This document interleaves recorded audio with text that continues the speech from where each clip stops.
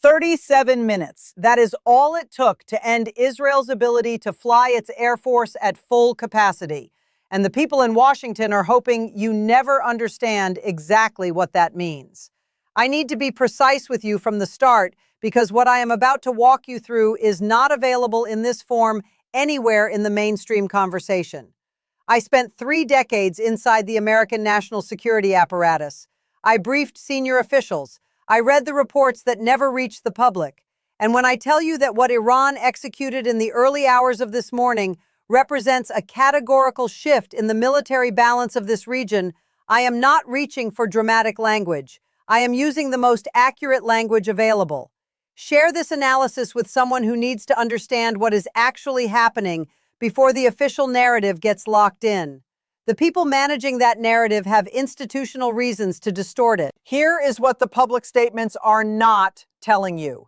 620 Zulfagar ballistic missiles were launched in 3 coordinated waves across a compressed timeline, so precisely engineered that it was built around a single mechanical fact: the exact number of minutes required for an Iron Dome battery to reload after exhausting its interceptor supply.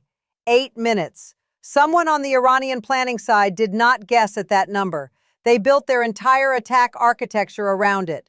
And I want you to hold that thought as we go deeper, because the question of how Iran acquired that level of operational intimacy with Israeli air defense is one of the most unsettling threads in this entire story, and I will come back to it. But first, let me walk you through the 3 waves the way I would have briefed it without embellishment, because the facts require none.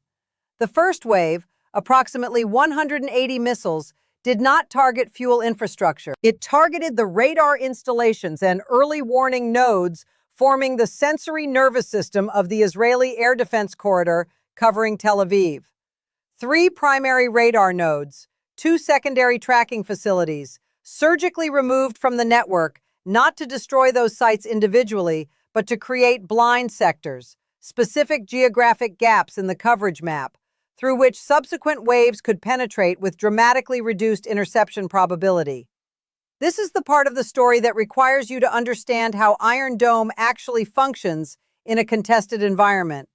It does not operate as a single unified system.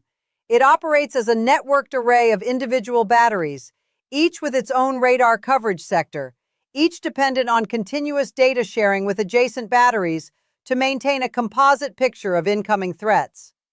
When you remove key nodes from that network, you do not simply degrade one battery. You degrade the situational awareness of every battery that depended on data from the destroyed nodes. The blind sectors created in Wave 1 were not collateral damage. They were architectural. They were the doors. The second wave, approximately 240 missiles, entered Israeli airspace through precisely those degraded sectors 17 minutes after Wave 1.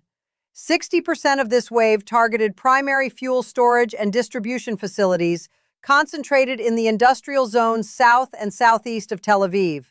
The remaining 40% was assigned to the pipeline junction infrastructure connecting coastal refineries to the inland distribution network serving military airfields across the central and northern regions.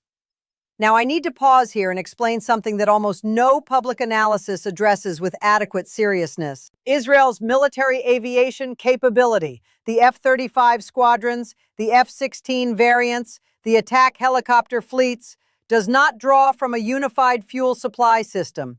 It draws from a distributed network of forward depots connected to a central distribution spine running through a compact geographic corridor. Compact enough that a sufficiently large, sufficiently precise strike package could theoretically sever that spine in a single operational sequence. Iran did not theorize this, they executed it, and the precision they demonstrated in execution represents a genuine intelligence and engineering leap that Western assessments had been systematically undervaluing for nearly a decade. The third wave arrived as Israeli emergency infrastructure was beginning to mobilize. 200 missiles, not aimed at what remained of the primary distribution network, aimed at the secondary redistribution pathways, the tanker staging areas, the pumping stations, the junction facilities through which emergency fuel could have been rerouted had the primary infrastructure survived. This wave was designed to ensure that even competent emergency engineering could not restore meaningful fuel supply to military consumers within any operationally relevant time frame. What you are looking at is not a strike in the conventional sense of that word. It is a siege executed by missile, planned with a level of systems thinking that I have not seen applied against Israeli infrastructure since the theoretical planning exercises American analysts ran in the early 1990s. Exercises conducted under the assumption that the scenario would never be operationally attempted. By the time the final Zulfagar reached its target, approximately 73% of Tel Aviv's primary fuel distribution capacity had been rendered non-functional. 11 of 14 targeted pipeline junction facilities were confirmed destroyed or critically damaged. The Israeli Air Force, the most powerful military instrument in the region, was now operating on whatever fuel existed in forward depot tanks at the moment of impact. Under crisis operational tempo, that supply window compresses to somewhere between 36 and 60 hours. The clock had started. Everyone in Tel Aviv, in Washington, and in Tehran understood precisely what the clock meant. I want to address the missile itself because the Western analytical community's relationship with the Zulfagar has been a case study in institutional denial. When Iran publicly acknowledged the system in 2016, Western analysts assessed it as a theater weapon, capable but limited. That assessment was anchored to test data from that year. It did not account for 9 years of iterative refinement by engineers who had every strategic incentive to solve the precision problem and no access to Western manufacturing supply chains through which to solve it. The variant employed this morning, what Iranian sources are identifying as the Zulfagar-B configuration, carries a warhead in the range of 1,800 to 2,100 kilograms. Against area targets like fuel storage facilities and pipeline junctions, a warhead of that mass does not require extraordinary precision. The overpressure and thermal yield radius of a 2-ton detonation near a fuel storage facility is measured in hundreds of meters. What makes the Zulfagar-B operationally transformative is the guidance package, a terminal phase system integrating inertial navigation with a terrain-matching algorithm drawing on a preloaded digital elevation model of the target area. The practical result is a circular error probable of approximately 30 meters under operationally representative conditions. 30 meters, with a 2-ton warhead, deployed from a road-mobile platform that can reposition between launches, at a unit cost that is a fraction of comparable Western systems. This is not reverse-engineered Western technology.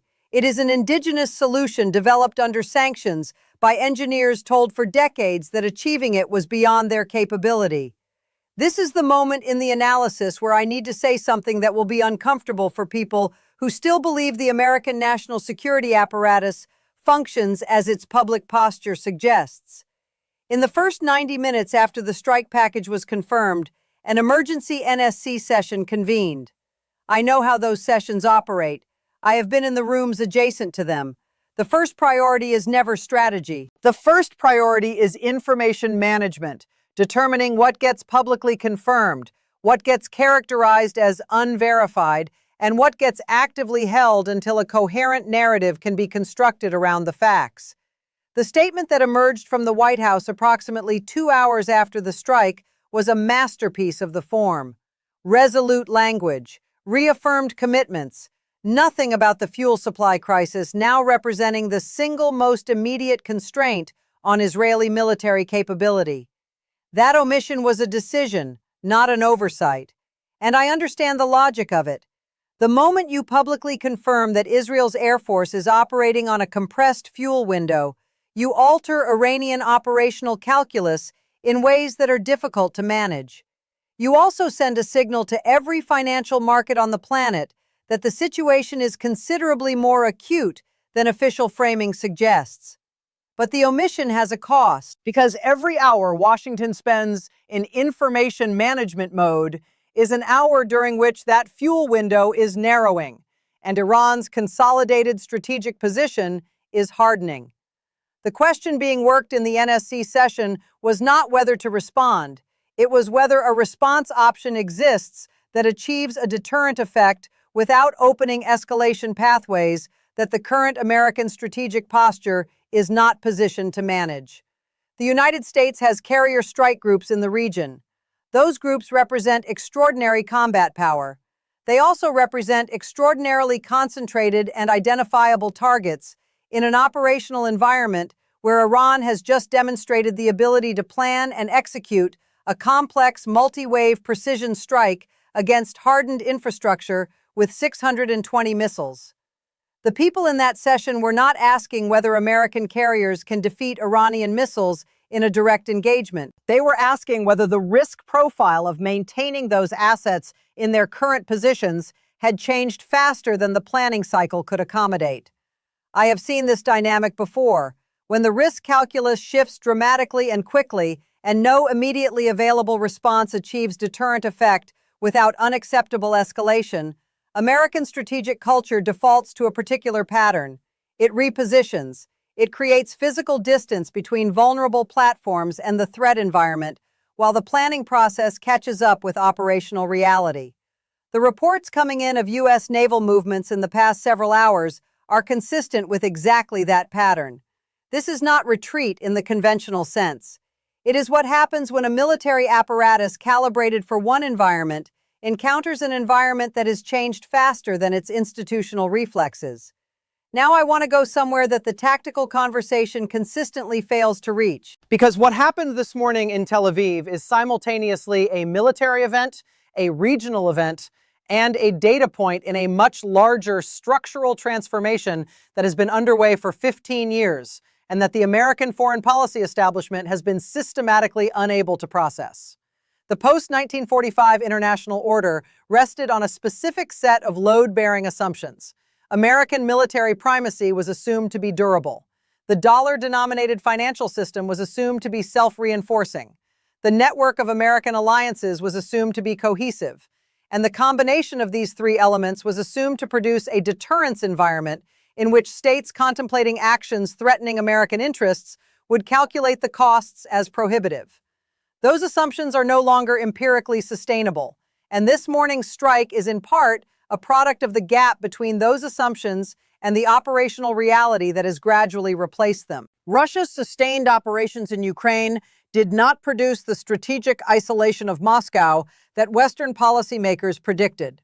They accelerated the development of alternative financial architectures, alternative energy supply chains, and alternative diplomatic alignments that collectively reduce the coercive leverage of American-led order. The countries of the Global South are drawing their own conclusions about the durability of American guarantees. China is operating in this environment with a patience and strategic discipline that, from a purely analytical standpoint, is worth taking seriously. Beijing does not need to celebrate the Iranian strike publicly. What China requires is time for the alternative institutional architecture it has been building across multiple domains to reach functional maturity before American economic coercion retains its decisive edge. Every month, the Middle East consumes American strategic attention without producing a clear path to resolution is a month during which Chinese positioning matures without facing a concentrated counter-effort. I spent part of my career trying to prevent exactly the outcome we are watching unfold through the mechanisms of arms control and diplomatic engagement. The decision to withdraw from the Iran nuclear deal in 2018, a decision I opposed at the time and continue to regard as one of the most consequential strategic errors of the post-Cold War era, removed the one diplomatic architecture that was actually constraining Iranian nuclear development. It replaced that architecture with a pressure campaign that was far more likely to accelerate Iranian strategic capability development than to arrest it. The engineers who developed the Zulfagar-B guidance package worked with urgency born of the knowledge that diplomatic options had been foreclosed. We created the conditions for this morning through a series of deliberate policy choices.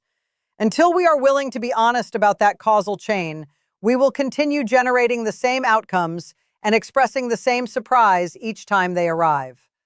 The international order is not fracturing because of Iranian aggression or Russian adventurism or Chinese ambition in isolation. It is reconfiguring because the gap between the rules the United States articulated and the rules it applied has become too large to sustain the legitimacy the order required. Allies are hedging, adversaries are testing, and the testing is no longer confined to the margins. What happened this morning was not at the margins. I want to leave you with the question I have been sitting with since the damage assessments began coming in. Not the tactical question. That will be answered one way or another in the hours and days ahead.